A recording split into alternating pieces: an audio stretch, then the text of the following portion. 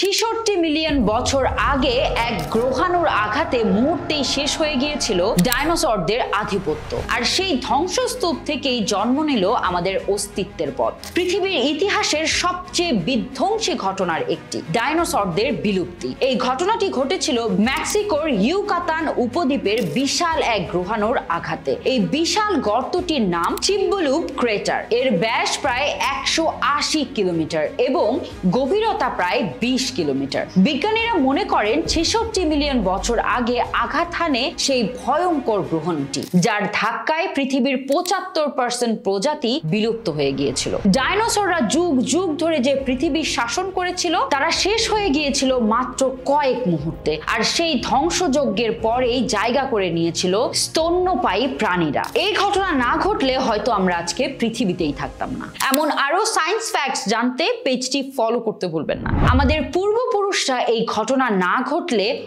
কি রে